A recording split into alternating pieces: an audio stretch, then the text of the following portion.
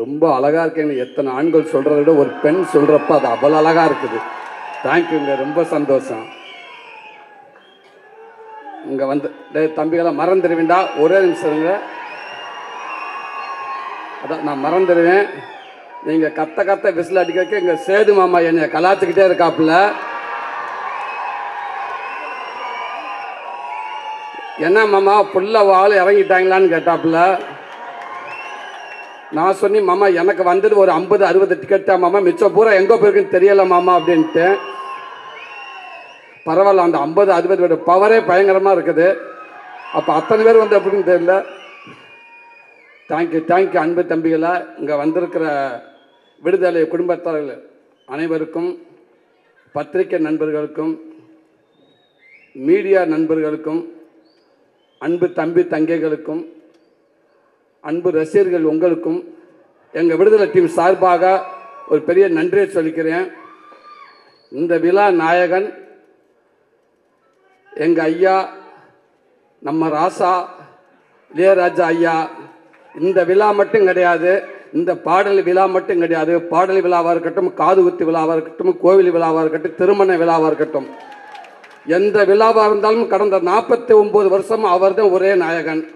எல்லாத்துலேயுமே அவர் தான் இருந்திருக்காரு. சினிமாவுக்கு வந்த காலகட்டத்தில் ஏறாத இடம் இருக்காது, பார்க்காத வேலை இருக்காது.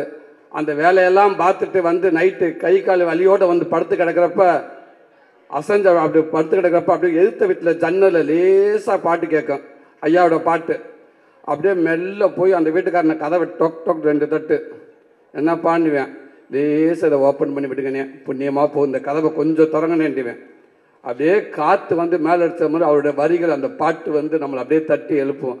அந்த பாட்டு சத்தத்தை கேட்டு அப்படியே படுத்துட்டோம்டா, பக்கத்தில் ஒரு தாய் ஸ்தானத்தில் அவரோட பாட்டெல்லாம் வந்து நமக்கு ஆறுதல் கொடுக்கும். டேய் கவலைப்படாத, எல்லாம் சரியாயிடும் சரியா, வாங்கடா வாங்க, நல்லா இருப்பேங்கடா, எல்லாம் சரியா, வலியெல்லாம் போயிடும் அப்படின்னு சொல்கிற மாதிரி இருக்கும். அந்த வலி எல்லாம் அப்படியே பறந்து ரொம்ப தூரமாக போயிடும். அது மறுநாள் காலை எழுந்திரிச்சு ஒரு தைரியமாக ஓடுவோம். பெரிய ஒரு நம்பிக்கையை கொடுத்துச்சு. அப்படிப்பட்ட ஒரு மாபெரும் இசை கலைஞன், இசை கடவுள் அப்படின்னு சொல்லலாம். உலகத்தில் இசை மருத்துவர், தலை சிறந்த இசை மருத்துவர்னு சொல்ல இப்படி சொல்லிக்கிட்டே போகலாம். எவ்வளோ வார்த்தைகள் சொன்னாலும் பொருந்தக்கூடிய ஒரே மனிதர் எங்கள் ஐயா அவர்கள் தான். நேற்று ஒரு ஈவினிங் போல் ஒரு ஃபோன் வந்துச்சு எனக்கு. ஒரு IPS அதிகாரி, ரொம்ப உயர் போஸ்டிங்கில் இருக்கக்கூடியவர். பார்த்து ஒரு 3 மிஸ்டு காலையில் கால் பண்ணியிருக்கார். நான் ஈவினிங் ஒரு 5 மணிக்கு தான் நான் பார்த்தேன். பார்த்தோன்னே பதறிப்பு, என்ன ஆச்சு ஏதாச்சும் எதுவும் பிரச்சனைன்னு சொல்லிட்டு பதறிப்பு, சார் வணக்கங்க சார் நான் கவனிக்கலைங்க சார் சொல்லுங்கள் சார்ன்றேன். என்னங்க அந்த மனுஷன் பாட்டு போட்டிருக்காரு, என்னங்க பாட்டு சாண்டு, அந்த தென்னந்தனமும் பாட்டு கேட்டீங்க, எத்தனை தடவை நான் கேட்டேன்னே தெரியலைங்க எனக்கு. எங்கள் உண்மைக்கு தொலைக்குதுங்க. அப்படி ஒரு பாட்டு கேட்டுகிட்டே இருக்குங்க. உலகத்தில் எல்லாத்துக்கும் ஒரு ஆப்ஷன் இருக்குங்க அந்தந்த காலகட்டத்தில். ஆனால் ஆப்ஷன் இல்லாத ஒரே ஆப்ஷன் இளையராஜா ஐயா மட்டும்தாங்க. அவருக்கு ரீப்ளேஸ்மெண்ட் யாருமே கிடையாதுங்க, அது அவர் மட்டும்தாங்க அப்படின்னு சொல்லுவாங்க. ரொம்ப சந்தோஷமாக இருக்குங்கய்யா. வாழ்க்கையில் மிகப்பெரிய பதிவு சமீபத்தில் எனக்கு நடந்துச்சு. ஒரு 10 நாளைக்கு முன்னாடி அந்த பாடல் வெளியீட்டு விழா அன்னைக்கு சாரோட ஆஃபீஸுக்கு போகிறப்ப நான் ஃபஸ்ட்லேயே வந்துட்டேன். அங்கே யார் இருக்கான்னு கேட்டு, யாருமே இளையராஜா ஐயா மட்டும்தான் இருக்காங்க அப்படின்னு. டிரைவர்கிட்ட டக்குன்னு வண்டி ஓரங்கட்டு அப்படின்ட்டேன். வெயிட் பண்ணு, அதான் வந்ததுக்கப்புறம் போகலாம் அப்படின்னு. சொக்கலிங்க பொங்காளி வாங்க போகிறாரு. சும்மா இருங்க, அவர் மட்டும்தான் இருக்காருண்டு. ஏன்னா அவர்கிட்ட போய் உட்காந்து பேசுறதுக்கு நம்மளாம் ஒரு ஆளே இல்லை. இருந்தாலும் யாராவது வரட்டும் அப்படின்ட்டு இப்போ பயத்திலே இருந்தேன். சீக்கிரம் வாங்க, சேது வந்துட்டார், பேசிக்கிட்டு இருக்காருன்னு சொன்னாங்க. உடனே விட்றா வண்டியா அப்படின்ட்டேன்.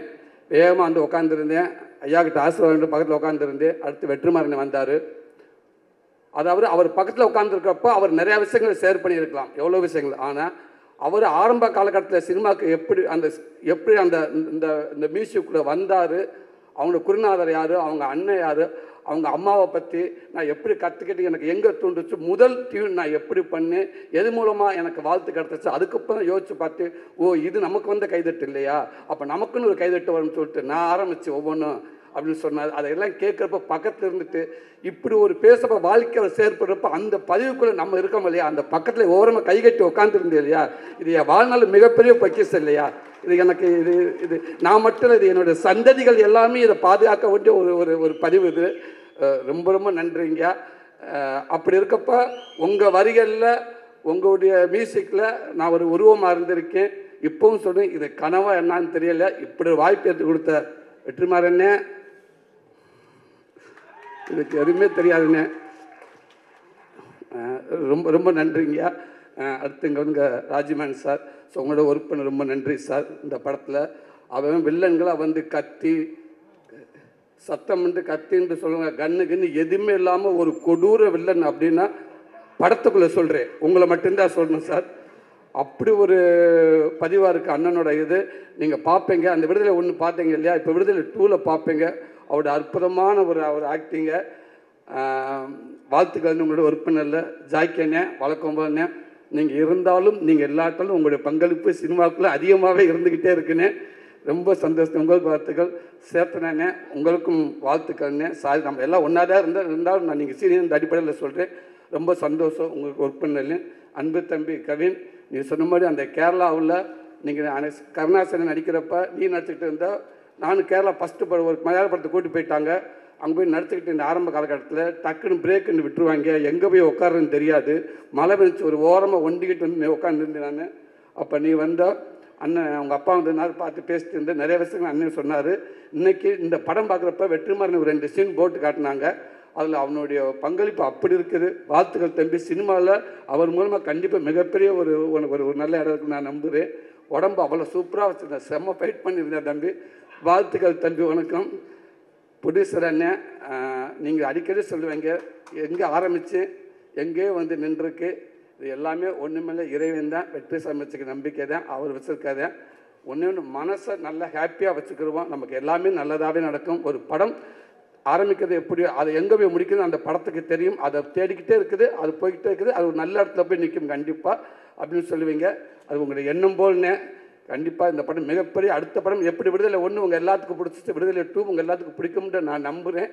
கண்டிப்பாக நல்லாயிருக்கும். உங்களுக்கு நன்றிண்ணே, வாழ்த்துக்கள்ங்கண்ணே. பவான் சிறே, ரொம்ப சந்தோஷம் உங்களோட ஒர்க் பண்ணதுக்கு, ரொம்ப சந்தோஷம். அனன்யா பட்னம், உங்களுக்கு நன்றி மேம். தமிழண்ணே நன்றிங்கண்ணே. சார் உங்களுக்கு வாழ்த்துக்கள் சார். சேது மாமா, லவி மாமா, கொஞ்சம் படம் பார்த்தேன். படம் பார்த்துட்டுக்கு அப்போ நான் சொன்னேன், இந்த லவ் ஏரியா ஒன்று பண்ணியிருக்காரு மனுஷன், வேறு லெவல். அது உண்மைக்கு அதாவது டைலாக் பேசி ஆக்சிடென்ட் பண்ணி நடிச்சிடலாம். ஒரு 5 நிமிஷம் ஒரு 10 செகண்ட் ஒரு லவ்வை வந்து லவ் பண்ணி நம்மளை ஹோல்ட் பண்ணுறது பெரிய விஷயம். ஆனால் ஒரு சீன் ஃபுல்லாக மஞ்சு மேம் மாமாவை சேர்ந்து டைலாக்கே பேசாமல் அந்த ஒரு சீன் ஃபுல்லாக ஒரு லவ்வை எப்படி சொல்கிறது, உன்னை எனக்கு பிடிச்சிருக்கா அப்படின்னு கேட்குறக்கு அவர் ஆக்ட் பண்ணியிருப்பாப்புல. மிகப்பெரிய ஆக்டிங் அது மிகப்பெரிய ஆக்டிங். நம்மளை அறியாமல் ஒரு நடிகை நடிக்கிறப்போ பார்க்குறப்ப நம்ம அந்த மூஞ்சி நம்ம கை காலம் நம்மளை அறியாமல் அவங்களோட அப்படியே போய்கிட்டே இருக்கும். அப்படி ஒரு அந்த சீன் அது. ஐ லவ் யூ மாமா. இதான் மாமா, நீ இன்னும் மேலும் நீ இப்போ மிகப்பெரிய இடத்துல இருக்க மாமா. இந்த படம் இன்னும் மேலும் மிகப்பெரிய நடிகனாக கொண்டு போய் சேர்க்கணும்னு நான் இறைவனை நம்புறேன் மாமா. வாழ்த்துக்கள் மாமா. எங்கள் அண்ணன் வெற்றிமாறன் எப்படி சொல்கிறது, விடுதலைக்கு முன் சூரி, விடுதலைக்கு பின் சூரி, கீப்பு மாதிரி அப்படி மாற்றி எழுதலாம். வெற்றிமாறனுங்கிற யூனிவர்சிட்டியில் விடுதலைங்கிற ஒரு டிகிரி படித்ததுக்கு அப்புறம் தான் என் வாழ்க்கையே மாறிடுச்சு நான் நினைக்கிறேன். சினிமாவை நான் பார்க்குறது மாறிடுச்சு, சினிமா என்ன பார்க்குறதோ மாறிடுச்சு நான் நினைக்கிறேன். அதுக்கு முன்னாடியெல்லாம் வந்து என்னோடய படங்கள்லாம் பார்த்துட்டு வந்து உங்கள் படங்கள் நல்லா இருக்குது, காமெடிகளாக நல்லா இருக்குது, அந்த காமெடி நல்லா இருக்குது, இந்த டே நல்ல ஃப்ளோவில் போயிட்டுருக்குடா, கொஞ்சம் அமைதியாரா, அந்த காமெடி நல்லா இருக்குது, இந்த காமெடி நல்லா இருக்குன்னு சொல்லுவாங்க. அப்போ நான் சொல்லி உண்மைக்கே டைரக்டருக்கு ரொம்ப நன்றிங்க அப்படின்னு சொல்லுவேன். ஆனால் இன்றைக்கி என்னை பார்க்குறப்ப உண்மைக்கே ஒரு நல்ல நடிகனாக இருக்கீங்க நீங்கள். அந்த இடத்துல அந்த படங்களை பார்க்க சூப்பராக நடிச்சிருக்கீங்க, இந்த சீன் நல்லா நடிச்சிருக்கீங்க, நீங்கள் குமரேசனாகவே இருக்கீங்க. உங்களை பார்க்குறப்ப அந்த சூரியன்றது எங்கேயுமே தெரியல, குமரேசனாகவே இருக்குது அப்படின்னு சொல்லுவாங்க எல்லோரும். உண்மைக்கே எனக்கு ரொம்ப சந்தோஷமாக இருக்குது. அது மூலமாக எனக்கு ஒரு கைடன்ட்டு, அண்ணன் மூலமாக ஒரு கைடன்ட்டு ஒன்று கிடச்சிச்சு. அதுவும் எனக்கு ஒரு நல்ல பேர் வாங்கி கொடுத்துச்சு. கொட்டுக்காளிங்கிற படமும் எனக்கு ஒரு நல்ல பேர் வாங்கி கொடுத்துச்சு. எவ்வளோ பேர் என்னை வாழ்த்துனாங்க. கமலாசன் சார் அதை பார்த்துட்டு ஒரு 4 பக்கம் லெட்ரு எனக்கு கொடுத்தாரு, எங்கள் டீமுக்கு கொடுத்தாரு. அதில் அந்த சூரியங்கிற ஒருத்தர் எங்கேயுமே தெரியல, பாண்டியாருன்னு தெரிஞ்சாருன்னு சொன்னார். இது எல்லாத்துக்கும் காரணம் வெற்றிமாறன் அண்ணன் மட்டும்தான். இது அவர் தான் எல்லாத்துக்கும் காரணம். அவர் ஆரம்பித்து வச்சது தான் இன்றைக்கி இவ்வளோ தூரத்துக்கு போயிட்டுருக்கு நான் நினைக்கிறேன். ரொம்ப நன்றிங்கண்ணே. இதை நான் முடிஞ்ச அளவுக்கு நான் ஒரு நல்ல பேரோடு நான் கொண்டு போயிருக்குன்னு நான் நினைக்கிறேன்னே, நான் நம்புகிறேனே. ரொம்ப ரொம்ப சந்தோஷங்கண்ணே. Master same to you master. உங்களுக்கு பீட்டர்கன் மாஸ்டர் ரொம்ப நன்றி மாஸ்டர். அவளை கஷ்டப்பட்டு ஒர்க் பண்ணிங்க, அவளை நானும் கஷ்டப்பட்டேன் அதில். ஆமாம்மா, அந்த கிளைமேக்ஸில் ஒரு 15 நிமிஷம் என்னை ஏர்லேயே வச்சுருந்தீங்க. Thank you master. என்னை தரையில் என்னை படவே இல்லை. ஒரு இடத்துல காலெலாம் கிழித்து ஒரு 2 தையல் போட்டு ஒரு 4 தையல் போட்டாங்க. திருப்பி வந்து அப்புறம் திருப்பி அந்த தையலும் பிரிஞ்சு போச்சு. திருப்பி போனேன், திருப்பி 4 தையல் போட்டாங்க. திருப்பி வந்து திருப்பி பிரிஞ்சிருச்சு. திரும்பி அங்கே போகலான்னு சொக்கங்கிட்ட கேட்குறப்ப சொக்கலிங்க சொன்னார், அந்த டாக்டர் கொன்னே இப்படிவா மனுஷன், வேறு ஹாஸ்பிட்டலுக்கு போகலாம் அப்படின்றாரு. திருப்பி அந்த டாக்டர்கிட்ட போனோம். அவர் அப்படியே பார்த்தாரு, ஏன்னா விளையாடுறீங்களான்னு கேட்டார்.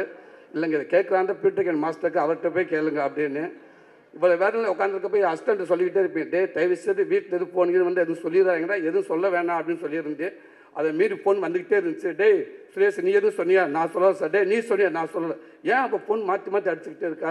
நாங்கள் சொல்லவே இல்லை சார். இந்த ஃபோன் வந்துச்சு சார், திருப்பி ஃபோன் வருது, கொடு. என்னம்மா ஏங்க இப்படி பண்ணுறாங்க? சொல்லவே மாட்டேங்கிறாங்க. நான் தான் சொல்லவே நான் சொல்லியிருந்தேன். உனக்கு எப்படி தெரியும்? அந்த பக்கத்து வீட்டுக்காரங்க தான் சொன்னாங்க. அவங்களுக்கு எப்படி தெரியும்? அவங்க தாங்க சொன்னாங்க, கொடைக்கானலில் மலை பூண்டு கிலோ வந்து 150 ரூபாயாமுங்க, தக்காளி 200 ரூபாயாங்க, சின்ன வெங்காயம் இருக்குங்க, இந்த கொம்பு தேன் இல்லை அதெல்லாம் வாங்கிட்டு வாங்கிட்டாங்க. கொம்பு தேன் சிம்பு தேன் ஒன்று கொன்னே விடுவேன். இங்கே நான் இருப்பேன்னா கால் உடஞ்சி ஒட்ட வச்சுக்கிட்டு இருக்கிறேன். கொம்பு தேனும் மலை பூண்டை வை அப்படின்னு. இதுதாங்க எங்கள் வீட்டில் இருக்க போல. இதுதான் வாழ்க்கை, முடிஞ்சு வச்சு. ஸோ அப்படி ஒரு பெரிய நினைவுகளை கொடுத்துக்கிட்டே இருக்கீங்க மாஸ்டர். அடுத்தடுத்து உங்களுக்கு ஒர்க் பண்ணிட்டு நினைக்கிறேன் master. Thank you master, thank you master. இவ்வளோ நேரம் எனக்கு ஒரு நல்ல ஒரு வாய்ப்பு கொடுத்தீங்க. இப்படி மீண்டும் இந்த விடுதலை படம் உங்கள் எல்லாத்தையும் ஒரு திருப்திகரமான ஒரு படமாக அமையும் அப்படின்னு நான் நம்புகிறேன். இங்கே வந்திருக்க அத்தனை பேர்த்துக்கும் நன்றி. Thank you, thank you.